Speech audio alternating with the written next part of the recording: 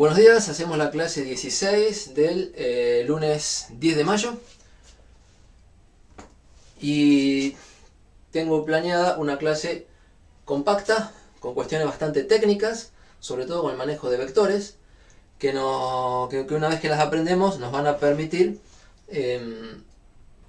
describir las cosas, el movimiento y la dinámica, no solo desde un sistema de referencia inercial que hayamos elegido, sino también saber cómo se van a ver desde otros sistemas de referencia.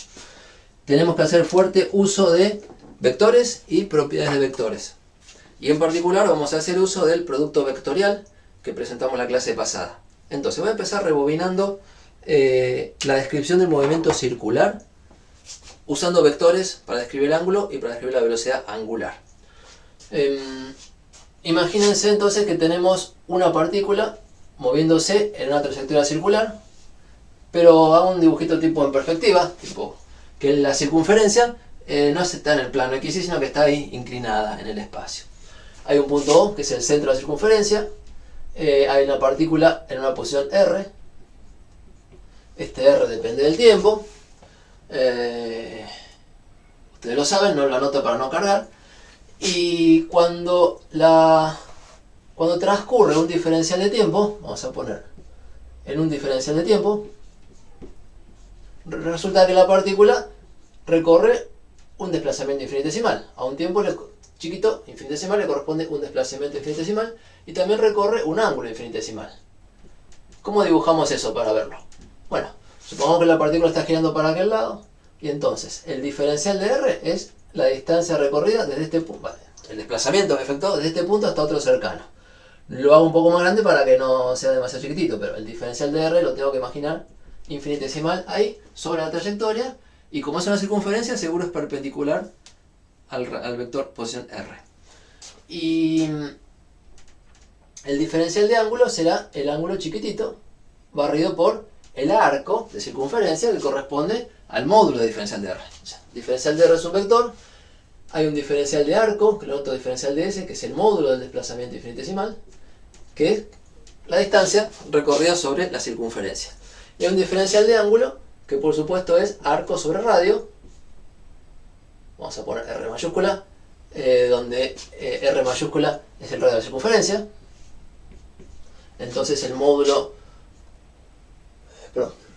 diferencial de arco puse diferencial de S sobre radio. Arco sobre radio es el ángulo en radianes. Y el radio R no es otra cosa que el módulo del vector posición. El vector posición va cambiando, pero su módulo es siempre el mismo R. Entonces, yo les conté que se puede introducir un desplazamiento o un diferencial de ángulo desplazado con carácter vectorial. Y eso proviene de la siguiente cuenta. La hago de nuevo. El producto vectorial de R por diferencial de R, producto vectorial de dos vectores que tenemos ahí dibujados, es un nuevo vector que es perpendicular a ambos y el sentido se encuentra con la regla de la mano derecha volcando el primer factor sobre el segundo. R sobre diferencial de R. Que para el movimiento circular es lo mismo que decir que cerramos la mano acompañando el giro. Cierro la mano acompañando el giro, el pulgar me quedó perpendicular al plano de circunferencia. Y bueno, si cierro para aquel lado, va a quedar en la dirección perpendicular en este sentido. Voy a borrar el eje perpendicular, queda mejor. Entonces, esa flechita es el producto R por diferencial de R. Ahora, si uno mira el módulo de esto, como R y diferencial de R son perpendiculares, esto es el módulo de R, que es el radio de circunferencia, por el módulo diferencial de R, que es el arco, por el diferencial de S, por el seno de 90 grados. 90 grados que forma R con diferencial de R. Y como el seno de 90 grados es 1, no multiplico por nada.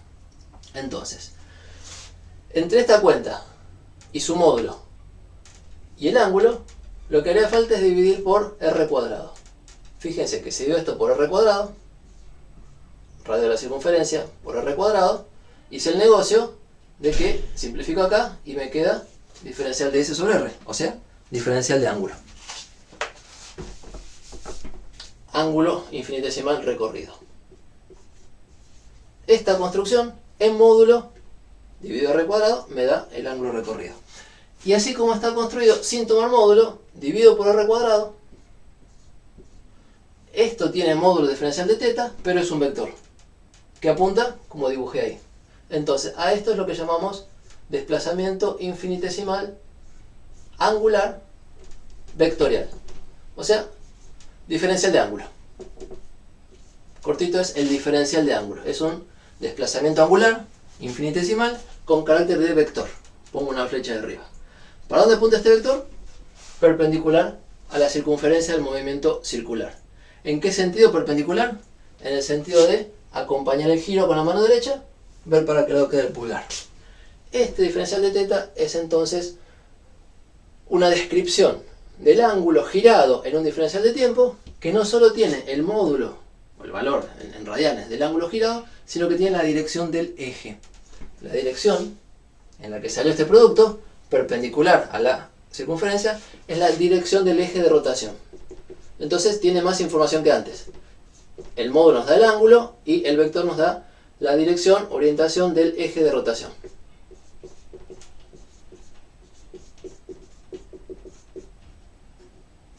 Entonces, esta es la construcción que les conté el otro día y la repaso insistiendo que lo que hay que entender es el producto vectorial para saber que este resultado es un vector y para dónde apunta. Entonces, si uno tiene para un diferencial de tiempo el ángulo girado, resulta que si calculamos el cociente entre el ángulo girado infinitesimal y el tiempo transcurrido, estamos hablando de velocidad angular, ángulo sobre tiempo, pero de velocidad angular vectorial, porque el ángulo ahora es un vector, el ángulo infinitesimal es un vector, el tiempo es un escalar y el cociente con el que armamos la derivada nos da un vector. A esto lo llamamos velocidad angular, omega, como siempre, pero nuevo vector.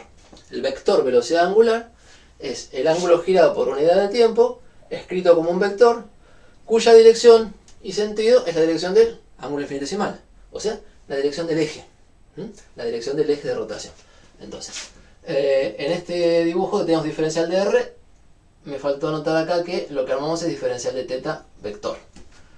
Y en un dibujo igual, permiso, más acá, donde ponemos lo mismo, permiso, pero multiplicamos por, hacemos el cociente con el tiempo, entonces, diferencial de r sobre tiempo nos va a dar la velocidad, que solemos poner en rojo. La velocidad tangencial del movimiento circular, la velocidad a lo largo de la trayectoria. Es como este dibujito haciendo, bueno, lo pongo acá al costadito, que la velocidad vector no es otra cosa que el cociente del diferencial de r sobre el diferencial de tiempo en el límite en que el tiempo tiende a cero, o sea, la derivada. Entonces, donde estaba diferencial de r, escaleando, dividiendo por diferencial de tiempo, tengo la velocidad. Y donde estaba diferencial de teta, tengo la velocidad angular.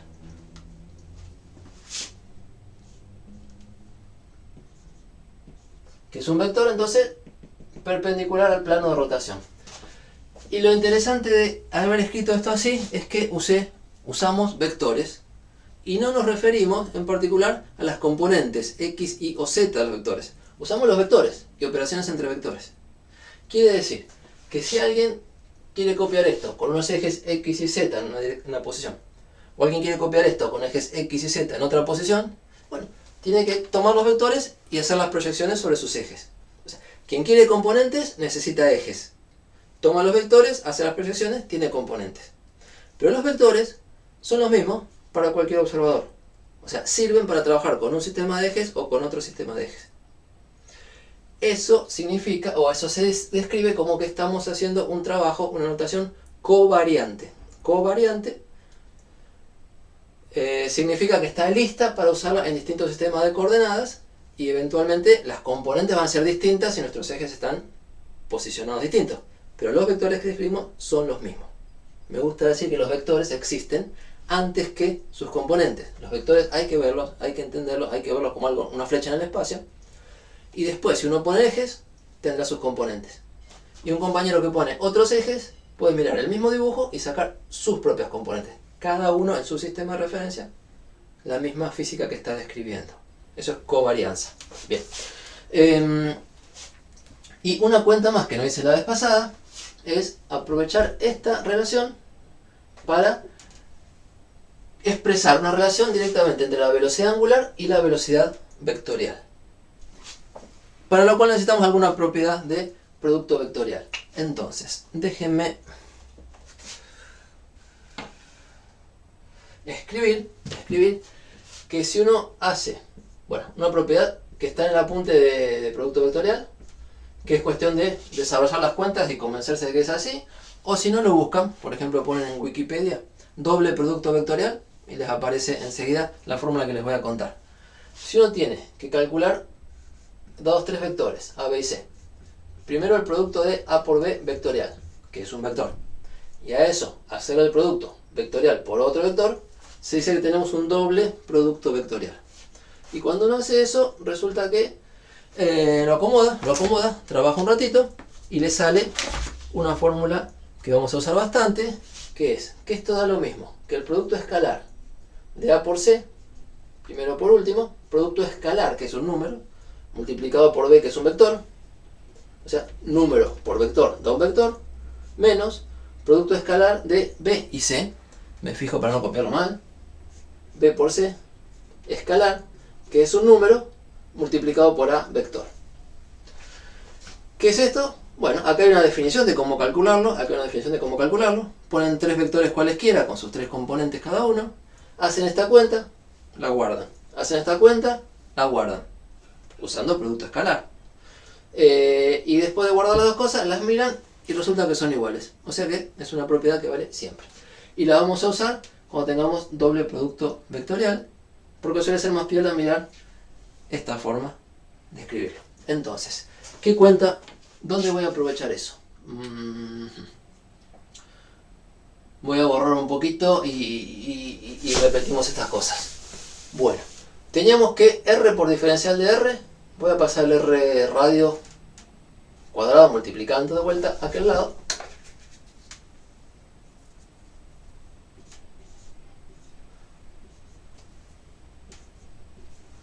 Teníamos desde el principio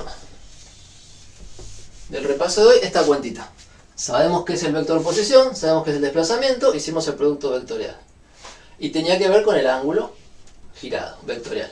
Si uno hace R, vector posición, producto vectorial por este lado izquierdo, R por diferencial de R, le da lo mismo que se hace el producto vectorial de este lado. Es R cuadrado, que es un escalar, el factor, bueno, lo saqué adelante, el factor R posición que ponemos por diferencial de teta. ¿Sí? O sea, tomé la igualdad de arriba y la multipliqué vectorialmente por R desde el lado izquierdo. Resulta que esta cuenta la desarrollamos así. Y eso nos da este lado, R, que sería el A, por diferencial de R, producto escalar,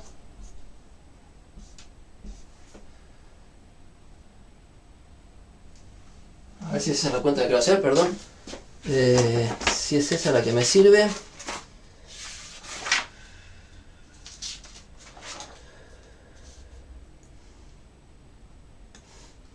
No, perdón. Se me ocurrió hacer un truco y no le emboqué con lo que tenía guardado, nada más. Vamos de vuelta. Voy a multiplicar por diferencial de R. Voy a multiplicar esto por R, pero desde el lado derecho. ¿Ok? Perdón que perdí un ratito.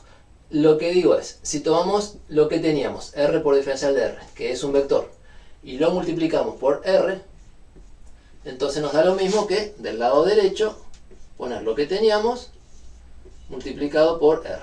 O sea, hice el producto vectorial de lo que tenía por R posición desde el lado derecho. Desde el lado derecho me va a resultar más lindo lo que sale. Entonces, usamos esta fórmula y tenemos R por R, que serían el A y el C, producto escalar, posición por posición escalar, multiplicado por el B, que es el que estaba en el medio, que es el diferencial de R, menos de R por R, es lo que sean el B y el C, producto escalar, por el A, que es el primero, que es R. O sea, use la fórmula. Y esto sigue siendo igual a, bueno, R cuadrado, diferencial de ángulo, por R posición. Lo lindo de esta fórmula, que se me armó, o sea, hice el paso que había que hacer y se armó, es que diferencial de R y R son perpendiculares. Entonces el producto escalar de dos cosas perpendiculares da 0. Eso no está. Borro la propiedad que ya lo usé para hacerme lugar. Después lo usamos, si lo usamos de vuelta la repaso. Y veo que me queda este solo término. Y R escalar R, un vector escalar sí mismo es el módulo del vector al cuadrado. Y para el vector posición el módulo es el radio de la circunferencia. O sea que esto es radio de la circunferencia, el momento circular, al cuadrado, diferencial de R, quedó igual, esto solo quedó, a R cuadrado de aquel lado por diferencial de teta por R. Y como el radio al cuadrado está a los dos lados, lo simplifico, ya que lo simplifiqué, lo borro, y resulta que el desplazamiento se puede escribir en términos del desplazamiento angular. Es como al revés que esta fórmula, donde si teníamos el desplazamiento angular, perdón, si teníamos desplazamiento vectorial, podemos escribir el angular. Ahora, teniendo el angular, podemos escribir el vectorial. O sea, el truco es que podemos ir ida y vuelta entre cuánto gira, que es el diferencial de teta, y cuánto recorre, que es el diferencial de R. Y escrito de esta forma, vuelvo a hacer la cuenta de dividir por el diferencial de tiempo, y en un diferencial de tiempo tengo que si hago de R sobre diferencial de tiempo, que no es otra cosa que la velocidad en el límite en que el diferencial de tiempo tiende a 0, esto será igual a diferencial de teta dividido el tiempo transcurrido por R posición. ¿Y qué es esto? La velocidad vectorial, la de siempre. ¿Y qué es esto? La velocidad angular puesta como vector, la que presentamos hoy y al final de la clase pasada, por R posición.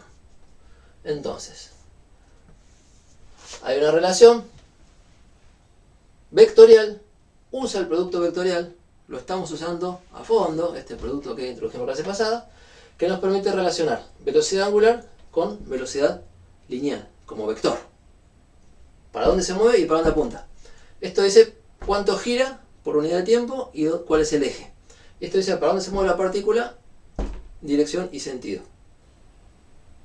La velocidad, siempre, la velocidad de siempre, la que es tangente a la trayectoria, la que dibujamos acá en rojo. Entonces se puede pasar de velocidad angular vectorial a la lineal. Y eso no lo hubiera podido hacer si no definíamos, si no inventábamos este asunto del ángulo vectorial. Si no, esto no era un vector, no había producto vectorial y no teníamos estos resultados. Que están buenos, porque están escritos con vectores y porque son covariantes. Sirven para cualquier sistema de coordenadas. Entonces, si la velocidad se escribe así, podemos también hablar de aceleración, derivando esto respecto del tiempo. Lo hago en un renglón más, voy a rebobinar dejando los recuadros nomás, eso es lo que más nos interesa recordar. Y voy a escribir este costadito que me quedó. Tratando de tapar mucho. Bueno, que si tengo la velocidad, puedo calcular la aceleración. La aceleración no es otra cosa que la derivada de la velocidad respecto del tiempo. Todo lineal, todo vectorial como allá, por la práctica 2 y 3. Ahora, si la velocidad la escribo así, tengo que hacer la derivada de un producto. La derivada de paréntesis omega por R respecto del tiempo. Y la derivada de un producto se calcula como la derivada del primer factor por el segundo sin derivar, R, más el primer factor, omega, sin derivar, por la derivada del segundo. Todo en notación vectorial, que es compacta y elegante. A la derivada de la velocidad angular respecto del tiempo la vamos a llamar aceleración angular. Alfa vector es la derivada del omega vector respecto del tiempo. Entonces esto es alfa por R. Y el otro término es omega por derivada de R respecto del tiempo, es la velocidad. Desde siempre, como siempre. Ahora, la velocidad tenemos una forma de escribirla en términos de omega, velocidad angular y R. Entonces, un renglón más acá para decir que esto es alfa por R como producto vectorial más omega por paréntesis omega por R.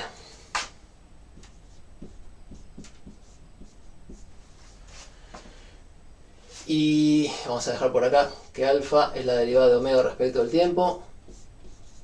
Para borrar y seguir. ¿Por qué? Porque lo que nos queda es un triple producto vectorial.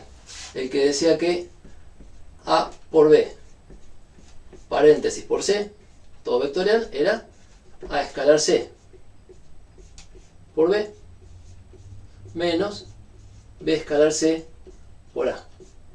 La propiedad que borré hace un ratito, y por las dudas que me falle la memoria me fijo si la copié bien. Bien, entonces la usamos de vuelta acá. Y esto es alfa por R, perdón que estoy tapando, así, alfa por R, más. Esto es... Ajá, bueno, ¿qué pasó? Yo me acuerdo la propiedad con el paréntesis adelante, y esta tiene el paréntesis atrás. Ups, propiedad del producto vectorial. Es anticonmutativo, entonces puedo poner menos y dar vuelta a los factores. Paréntesis, omega por R, producto vectorial por omega. Y vuelta a los factores, cambia el signo, porque el producto vectorial tiene esa propiedad de que A por B es menos B por A. Todas propiedades matemáticas que están en el apunte que les di. Entonces, escrito así, puedo usar esta propiedad y decir que esto es alfa por R menos, pondré un corchete porque como salen dos términos, el menos va para los dos, y el primero es omega, primero por último, omega por omega, o sea, omega escalar omega, por B, que era el del medio, o sea, por R, esto es un producto escalar por el vector R, menos el del medio con el de afuera, el del medio con el de afuera es R escalar omega, por el primero, o sea, por omega. Ahí está. Decía que esto es bien técnico, usamos propiedades y nos queda eso. ¿Y qué sabemos de para dónde apuntan las cosas? Sabemos bastante. Entonces, vamos con el dibujito de vuelta por acá arriba. Si tengo la circunferencia, tengo R, vamos a hacerlo por acá. R vector es así. Velocidad perpendicular a R, seguro. Y omega perpendicular a R también. ¿Se acuerdan que omega era la dirección del eje? Entonces, omega es perpendicular a R. Quiere decir que omega por R escalar da 0. El producto escalar de dos cosas vectoriales con el coseno de 90 grados da 0. Así que este término no está. Queda lindo. Y este que es omega por omega, de vuelta, un vector escalar sí mismo es el módulo del vector al cuadrado. Entonces, esto termina, creo que termina acá, escribiéndose como alfa por R menos omega al cuadrado en módulo por R. La aceleración de la partícula en movimiento circular, que es la importante para usar la segunda ley de Newton, se escribe en términos de velocidad angular, aceleración angular y posición. Relacionando entonces las cantidades angulares, alfa y omega, con la aceleración que necesito para la segunda ley de Newton, la aceleración vectorial. Por supuesto que esto ya lo hicimos, entonces hay que leer lo que tiene esto, que lo hicimos con una notación nueva. Usando el ángulo infinitesimal, la velocidad angular, omega vector, y alfa, que es la derivada de omega respecto de t, tenemos alfa y omega como vectores. Y nos permite hacer este desarrollo nuevo respecto de lo que habíamos hecho en la clase de movimiento circular. Pero la aceleración es la aceleración y tiene que tener sus dos componentes, tangencial y centrípeta. Y las vamos a reconocer acá. Insisto, esto es un ejercicio de hacerlo con otro lenguaje que es más poderoso, que necesitamos aprenderlo porque en algún momento lo volvemos a usar, y de esta forma es más útil que cuando escribimos las cosas con el ángulo escalar y la velocidad angular escalar. Borro algunas fórmulas de por acá. Ahí están grabadas. Y vemos para dónde apuntan las cosas. ¿Cómo apunta alfa? Bueno, hay que ver cómo varía omega, ¿no? O sea, en un diferencial de tiempo va a cambiar la velocidad angular. Pero, en el caso de eje fijo, o sea, si el movimiento es circular, la partícula recorre un plano. Y si es circular, quiere decir que recorre siempre el mismo plano. Entonces, el omega que apunta como el eje, es siempre la misma dirección. Omega puede cambiar en módulo, ser más largo o más corto, pero no va a cambiar de dirección. Hay casos en que la cosa cambia de dirección, pero el movimiento ya no es circular, sino que empieza a ser unos rulos más raros. Entonces, mientras el movimiento sea plano, circular plano, vamos a poner circular plano, el eje es fijo. Entonces, si tenemos dibujado omega y pensamos en un diferencial de tiempo que la velocidad angular cambia, el diferencial de omega tiene que estar en la misma dirección. O sea, lo único que puedo hacer es alargar o acortar. En la misma dirección, mismo sentido, o misma dirección y sentido opuesto. Y la dirección de alfa es la dirección de cómo cambia la velocidad angular. Entonces, la velocidad de alfa, la dirección de alfa es el eje. Y el sentido de alfa es a favor de la dirección de omega cuando omega crece y en contra de la dirección de omega cuando omega decrece. Entonces, en este caso, como el eje es fijo, resulta que alfa es paralelo a omega. Y entonces puedo dibujar alfa. Alfa, vamos a poner un color verde, solo pon las aceleraciones. Es un vector que también va en esta dirección. ¿Puede repetir de vuelta? Sí, cómo no. Cómo no, Juan Manuel. Tenemos bien dibujado para dónde apunta R, para dónde apunta el diferencial de R y la velocidad, y para dónde apunta omega, que es como el diferencial de ángulo. ¿Hasta ahí estaba bien? Sí, hasta ahí. Espero que sí. El asunto acá es para dónde apunta alfa. Y alfa es un cociente de cuánto cambia la velocidad angular, digo cuánto cambia el tiempo. O sea, podría decir, vamos a hacer esto un poquito más grande. En un diferencial de t, un tiempo, la velocidad angular omega pasa de un valor omega a un valor omega más un cambio. El diferencial de omega es el cambio. Ahora, ¿para dónde? Y después alfa es el cociente entre el cambio de velocidad y el cambio de tiempo, que como el tiempo es escalar, apunta como apunta el cambio de velocidad. Entonces la pregunta es ¿para dónde apunta el cambio de velocidad? Y les decía que en el movimiento plano, el vector omega siempre es perpendicular al plano de movimiento. Entonces, lo único que puede cambiar es el largo, el módulo, pero no va a cambiar la dirección. Y para que un vector cambie el largo, el módulo, resulta que el cambio está en la misma dirección que el vector. No se dobla, se estira o se achica. ¿Sí? Eso es lo que contaba. Entonces el diferencial de omega resulta ser paralelo a omega. Y luego alfa es paralelo a omega. O sea, la aceleración angular como vector en un movimiento circular apunta en la dirección del eje. Entonces, sabemos para dónde apunta, podemos mirar estos productos vectoriales haciendo la regla de la mano derecha. Bien. ¿Para dónde apunta este término alfa por r? Bueno, si tengo alfa, así, y tengo r para allá, apunta igual que la velocidad. Alfa por r apunta tangente a la circunferencia. Y resulta que esto es tangencial. Ese es el mensaje. Realmente acá recuperamos la velocidad tangencial, que se deben acordar que cuando no poníamos alfa con flechita era alfa por radio.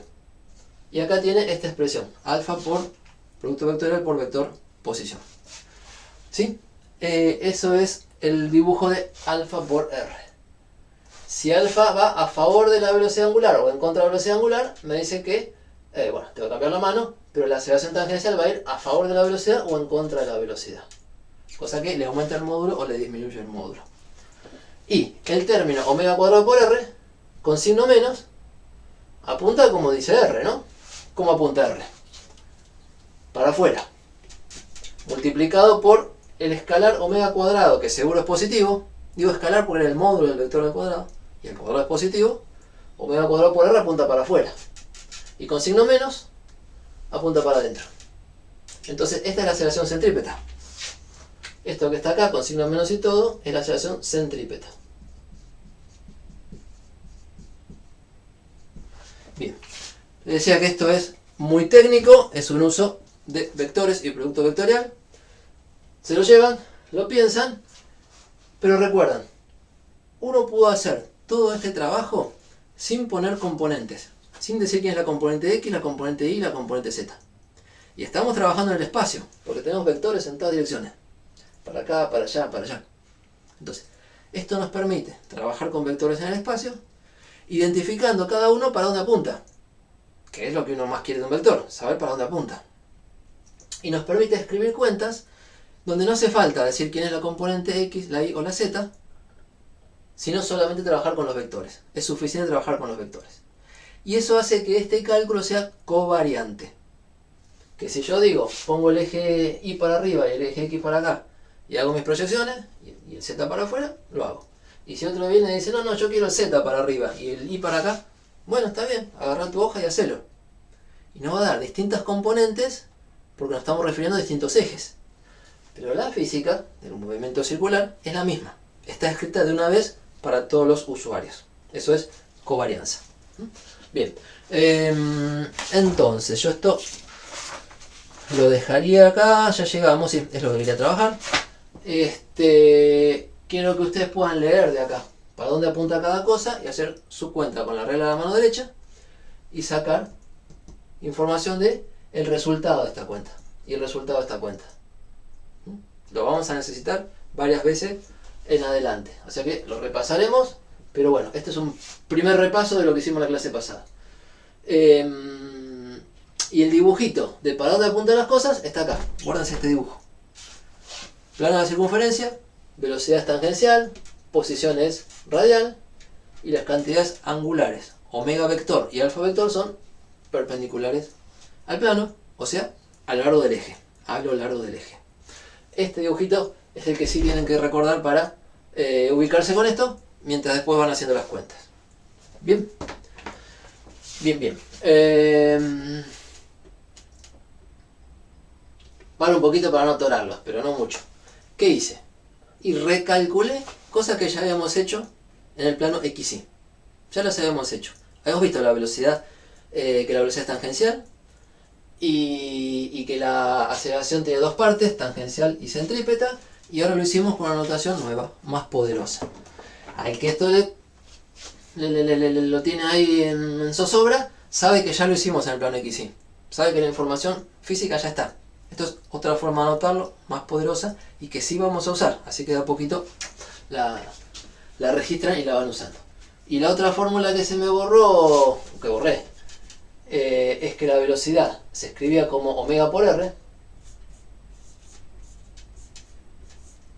R, vector posición. De vuelta la quiero dibujar. Omega, o sea, quiero hacerlo con la mano derecha. Omega apuntando como el eje, multiplicado por R, da la velocidad tangencial.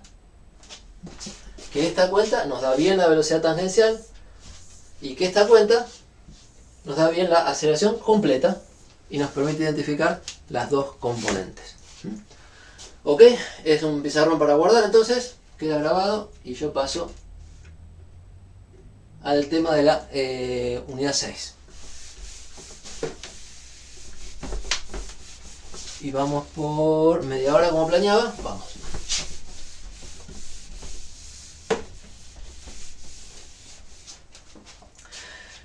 La unidad 6, la práctica 6, trabaja con sistemas de referencia, con cambio de sistema de referencia.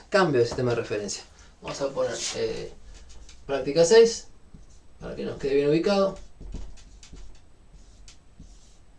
Es lo que se suele llamar movimiento relativo. Todos los movimientos son relativos al sistema de referencia. Cuando volvemos a pensar si usamos un sistema de referencia o si usamos otro, solemos hablar de movimiento relativo. Entonces pongo ese título, pero no me deja muy contento, muy satisfecho. ¿Qué significa? Todos los movimientos son relativos, así que ¿qué queremos decir acá?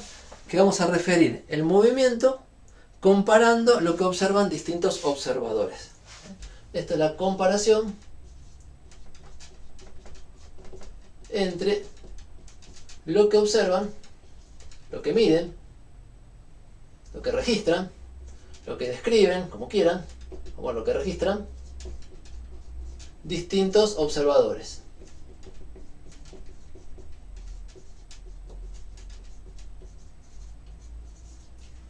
Y para comparar bien, de vuelta, está la noción de covarianza. Si podemos escribir las cosas con vectores, después cada usuario, o sea, cada observador, va a volcar esos vectores a sus ejes. Y cada uno va a ver componentes según su sistema, pero todos describiendo la misma física. Los vectores describen la física que sirve para distintos observadores. Entonces el lenguaje vectorial, yo le querría dar ahora mucha más entidad que lo que era al principio. Son flechas los vectores, pero sirven para ubicar cosas en el espacio diciendo para dónde apuntan. Y eso les sirve a todos los observadores. Entonces, una idea que querría transmitir es que el espacio, los objetos con la posición que ocupan el espacio, y los vectores, cuando comparamos posiciones y otras cosas, existen antes de que uno ponga coordenadas, antes de que uno ponga sus sistemas cartesianos. O sea, antes que el señor Descartes invente los sistemas cartesianos, uno podía hablar física y podía hacer dibujos. Y esos dibujos se vuelcan a distintos observadores, cada uno con sus características. Entonces, lo que yo quiero hacer ahora es describir la posición de un objeto. Como siempre, desde el principio. El objeto existe, está en algún lugar. Ocupa un punto en el espacio. De hecho, los puntos del espacio uno no los puede etiquetar si no es con respecto a objetos que los ocupan. Se suele decir, y esto es medio ya casi filosófico de cómo se piensa, el espacio existe en cuanto a que está ocupado por objetos. Si no hubiera nada, no podríamos distinguir un punto de otro. Entonces la física se puede hacer porque hay objetos.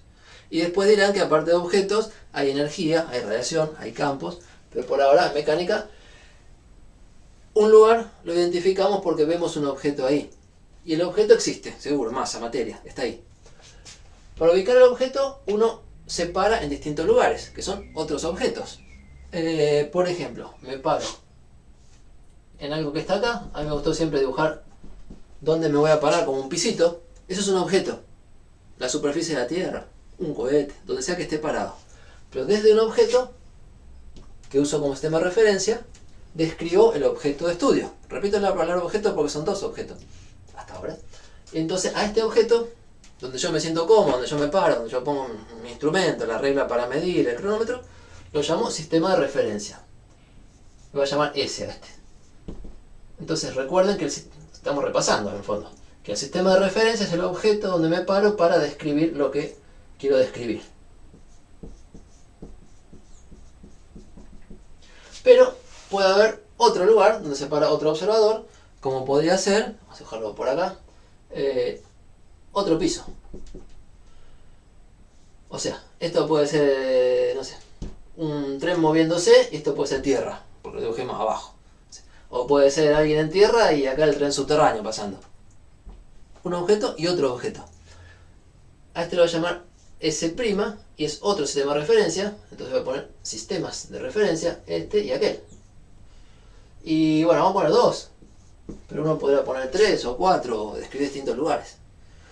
Lo que nos interesa hacer en esta clase 6 es describir el movimiento de este objeto y su dinámica, o sea, cómo las fuerzas se relacionan con la aceleración, tal cual lo ve alguien parado acá y tal cual lo ve alguien parado acá.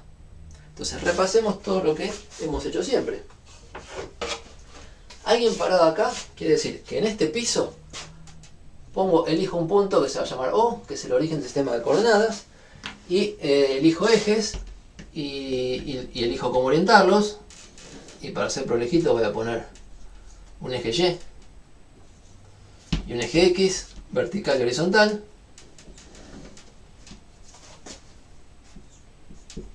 Y ese es el sistema S de referencia. A veces decimos el sistema O por el origen, pero no es solo el origen, es el origen y sus ejes. Entonces es el sistema de referencia, montado a un lugar fijo. Y este S', vamos a exagerar un poquito, vamos a decir que es un piso inclinado. ¿Por qué no? Y entonces en S' elijo un punto O', que es un punto fijo al objeto. Pero si este objeto se mueve, el punto O' se mueve. Y en ese sistema de referencia pongo unos ejes cartesianos, X' y Y', que además pueden estar rotados respecto del otro, ¿por qué no? Entonces, Este señor o de observador que está para el sistema S va a usar un par de versores I y J para sus ejes. En realidad son tres versores, I, J y K, pero el K no lo pongo para no ensuciar el dibujo nada más. Fíjense que estamos en el espacio. Y este señor o' para el sistema S' va a usar sus versores que son distintos. Entonces va a tener que hablar de un versor I' y un versor J' y un K' que no dibujo.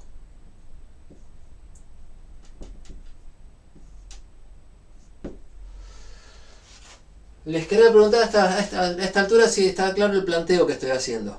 Hay un solo objeto que voy a estudiar y hay dos observadores.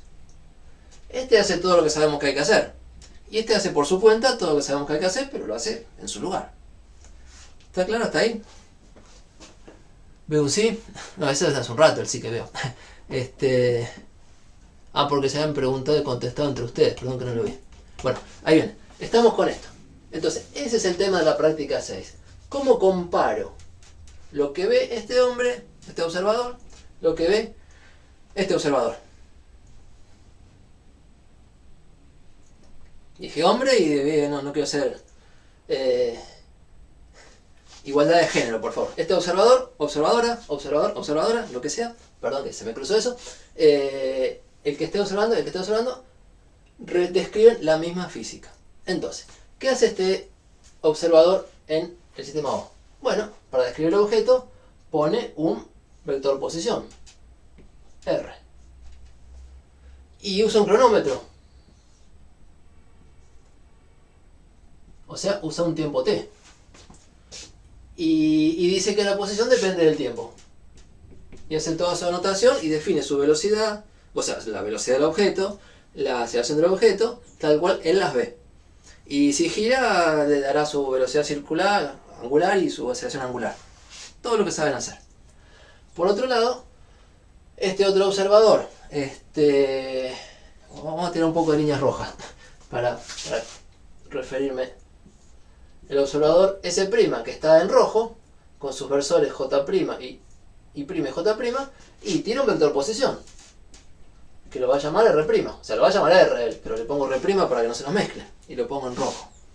Y también tiene su reloj, y marca su tiempo, que vamos a llamar T', y dice que R' depende de T'. Y el rojo tiene derecho a hacer sus cuentas, y el azul tiene derecho a hacer sus cuentas.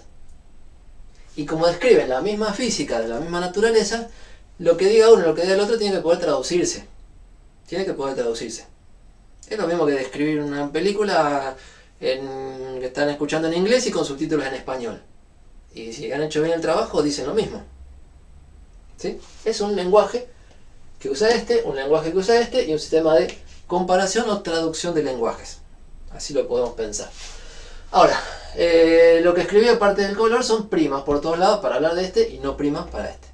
Por eso es que la prima de derivada tratamos de no usarla en física. Usamos la notación de Leibniz de derivada respecto de con el tipo cociente, porque prima lo vamos a usar en otro momento, por ejemplo, ahora.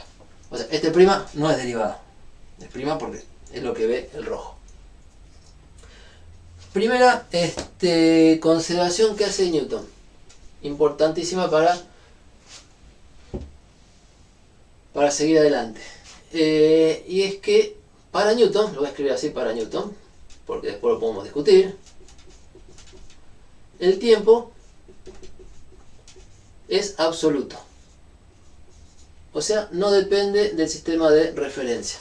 Si este tiene un cronómetro y este otro cronómetro, que están bien fabricados, y en algún momento se ponen de acuerdo en apretarlos juntos en cero, transcurre el tiempo y los relojes siempre marcan lo mismo. El tiempo es absoluto, quiere decir que el valor cuando pasa algo, cuando pasa un evento, o sea, cuando el objeto ese choca contra el piso, por ejemplo, el tiempo T' que mide este observador en rojo es lo mismo que el tiempo T que mide aquel observador en azul. O sea, el tiempo no hace falta ponerle prima, es el mismo para todos. Que es absoluto, que es el mismo para todos. ¿Sí? ¿Creíble o no? Newton lo supuso así, hizo toda su teoría así. La gente le hizo caso, lo supuso así. Hasta que Einstein, 1905, presentó la relatividad especial en particular. Y el ingrediente que dijo es, no, pará. Si este mide un tiempo t, este mide un tiempo t' que no son iguales. Y tenemos que saber traducirlos. Y la traducción no es trivial. Eso es relatividad de Einstein. A nivel Newton, antes de 1905, la materia que estamos haciendo nosotros, el tiempo es el mismo para los dos. ¿Sí? Por eso es importante aclarar qué estamos haciendo acá. Y así vamos a trabajar para física 1. Entonces el tiempo es el mismo para los dos. Me olvido del prima, porque no hace falta. T y t' son lo mismo, lo llamo t directamente. Pero Sí. A nivel local, o sea, funciona lo que dice Newton, digamos. Sí, funciona. Y la palabra es esa, funciona a nivel local. A nivel local anda bárbaro. No le voy a dedicar más tiempo ahora, pero sí, tal cual dijiste. Y nosotros hacemos estudios en sistemas inerciales y en regiones del espacio que no se nos vayan demasiado lejos. Que también tenemos que hablar de eso. Entonces en la región que trabajamos funciona. Y esto que dijo Newton, y aguantó 300 años sin que nadie se le ocurra ni dudar, es porque funciona. La intuición dice eso y funciona. Para encontrar experimentos donde no funcione, hay que irse a experimentos elaborados con objetos que viajen a velocidades cercanas a la de la luz. ¿Sí? Si las cosas no viajan a velocidades comparables con la de la luz, que son 300.000 km por segundo, mucho, esta onda bárbara. Lo usamos. ¿Sí? Lo usamos y funciona. Entonces, tiempo no vamos a tocar. Y las posiciones, sí, por supuesto, son distintas. Y la relación de posiciones, a ver si estoy bien, es que tenemos esta flechita R, esta flechita R', y un desplazamiento relativo de un origen respecto del otro. Entonces, importa este vector, que dice dónde está un sistema respecto al otro. Puedo dibujar el vector así, que da la posición de O' respecto de O puedo dibujarlo al revés, el que da la posición de O respecto de O'. Totalmente simétrico, no importa, ninguno de los dos sistemas es más importante que el otro, por ahora. Entonces yo elijo uno para hacer la cuenta, y vamos a llamar R mayúscula al vector que va desde O hasta O'. El desplazamiento entre los orígenes, ni más ni menos. El desplazamiento entre los orígenes. Y este vector lo voy a llamar R mayúscula. Es la posición relativa, así como lo dibujé, es la posición relativa de O' respecto de O. Si dibujara al revés, cambiaría R por menos R. Y sería la posición de O respecto de O'. Se puede hacer, pero vamos a elegir uno y hacer este que elegí. Entonces este vector R dice dónde está esta partícula, o el origen del sistema S', como una partícula, como un objeto que ve O. O sea, O le asigna una posición. Y si los sistemas se mueven, esta posición relativa depende del tiempo.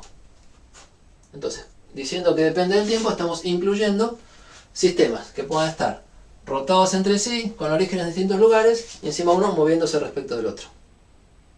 El movimiento relativo ni siquiera es cuál se mueve respecto de cuál, sino que este vector, tal cual lo observa uno, cambia con el tiempo. Por ejemplo, porque se alejan, o por ejemplo, porque se acercan.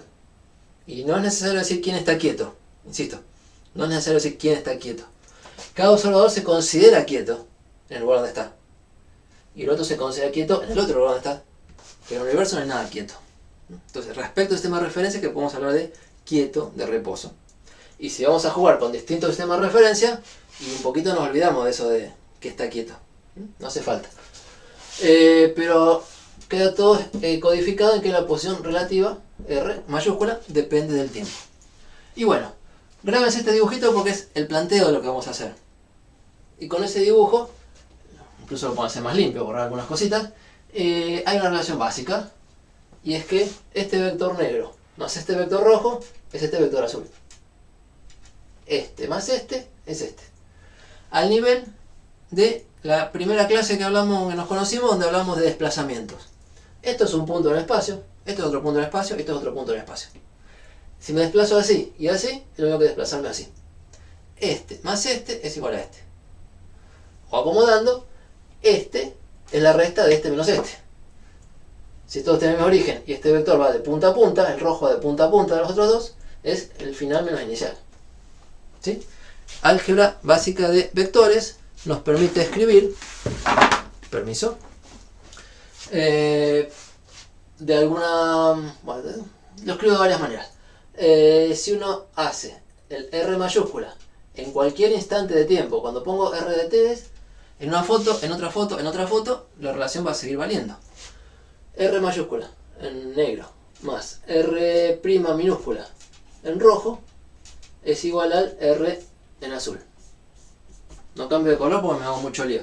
Pero este allá está en negro, este está en rojo, este en azul, en el dibujito que es. Este más este es igual a este. Y por supuesto, si uno quiere, despeja de acá. Por ejemplo, voy a despejar R'. Una que estira mejor.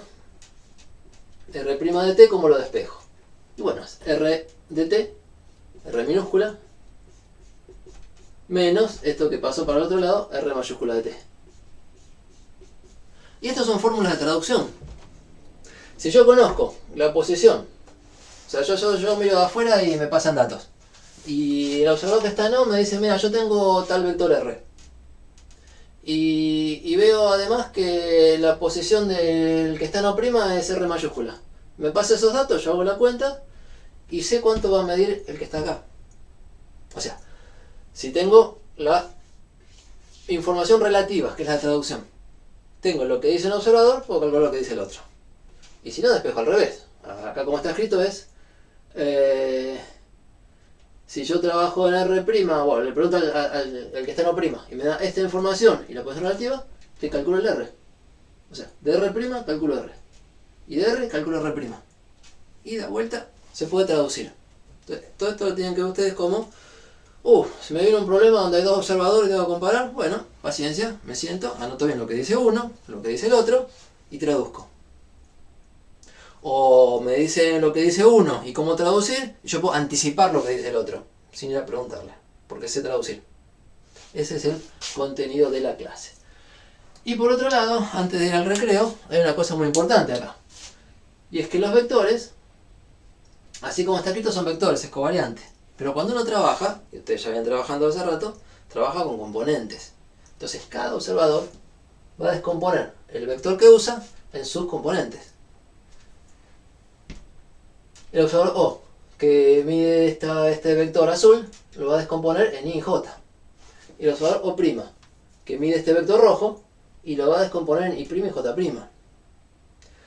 Los vectores son objetos del espacio que se pueden escribir en distintas bases. El mismo vector lo pueden escribir en componentes primadas o sin primar. Los vectores existen antes que el sistema que el sistema cartesiano. El vector lo tengo y es el vector. Voy a poner componentes, me fijo en qué sistema trabajo. Pero puedo llevar un vector a un sistema o al otro. Es parte de la traducción. Típicamente cada uno usa su sistema, pero cuando tengo que traducir, tengo que copiarme y los voy a tener que relacionar. Entonces, fíjense que, por ejemplo, el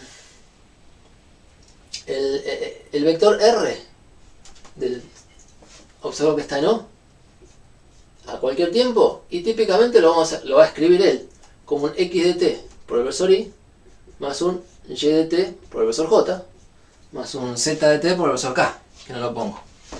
Y el observador que está trabajando en rojo, es probable que, o seguramente, su medida R' la va a escribir con un x' por el versor i', más un y' de t por el versor j'. Pero además, la relación, bueno, hay una relación geométrica de este dibujito en I', es un vector inclinadito que si lo llevo allá, lo puedo descomponer en I y J. ¿No? O sea, veo cuánto está inclinado esto y lo descompongo. Sí, mejor lo hacemos.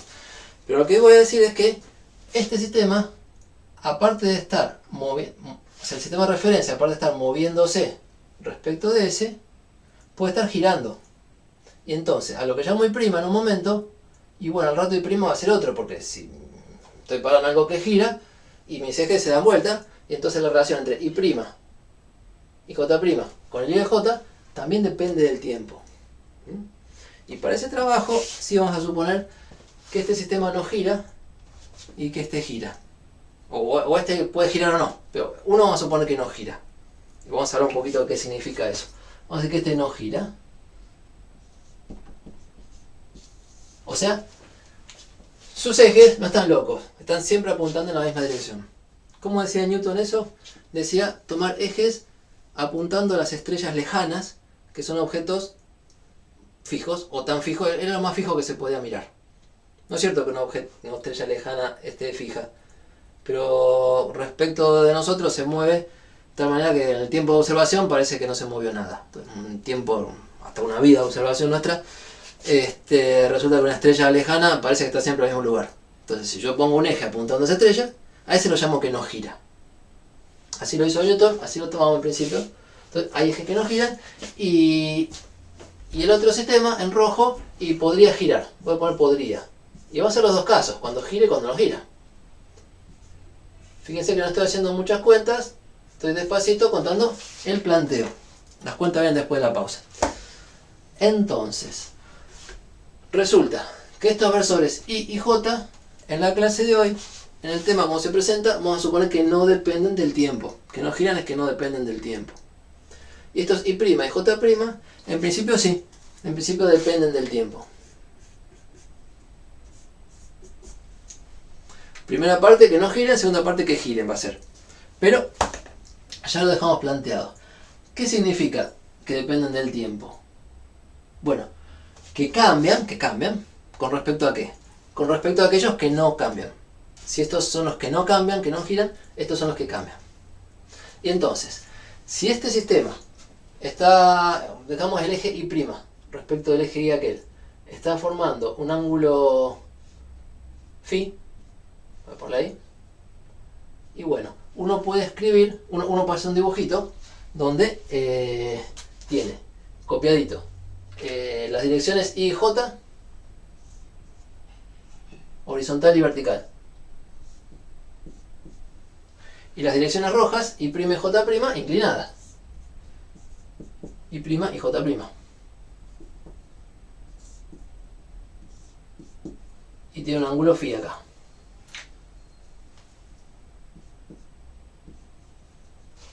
Entonces, hablar de que los ejes rojos giran con respecto a los azules que no giran es hablar de rotación. Y ahí nos sirve de movimiento angular. Y lo que podemos escribir, mirando este dibujito, es que I', en rojo, que depende del tiempo, lo voy a descomponer en la base azul. ¿Cómo? El módulo es 1 porque es un versor. En el eje X con Y va el módulo por el coseno de phi. Entonces, 1 por el coseno de phi es directamente el coseno de phi por I. Y en J, módulo 1 por el seno de phi por J. Pero además, este ángulo phi depende del tiempo, porque los rojos pueden estar girando. Lo anoto acá. Y lo mismo con el versor J. Son versores rotados uno respecto del otro, ¿sí? Son cartesianos. Los azules forman 90 grados, los rojos forman 90 grados, eventualmente están rotados. Y si son X y Z estarán rotados en el espacio. Pero vamos con el plano, que con eso ya tenemos bastante. ¿Cuáles son las componentes del versor J? Bueno, el eje X va para atrás, así que es menos.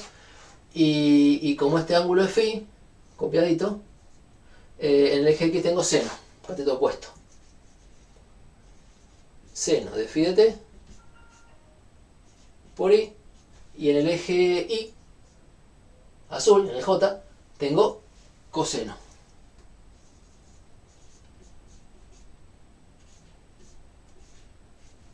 Entonces, estas fórmulas son parte de la traducción. Las que están acá arriba son traducción de vectores. Pero cuando descomponemos los vectores en componentes, estas nos van a servir para la traducción de componentes. No solo vamos a traducir vectores, sino que vamos a traducir componentes. Ah, este buen hombre ve un tanto de X y tanto de Y. Entonces este buen observador va a ver tanto de X' y tanto de Y'. ¿Sí? Esa traducción tenemos que poder hacer. Bien. Un poquito de pausa. Fijar el dibujo. Y sobre esto, nada más que esto, vamos a hacer las cuentas. Si tenemos la posición, sacaremos la velocidad derivando. Y si tenemos la velocidad, sacaremos la aceleración derivando. Y según estas cosas cambien o no cambien, y bueno, la derivada va a ser 0 o no va a ser 0. Pero este es el punto de partida para hacer un par de derivadas y hablar de velocidad y de aceleración. Pausa.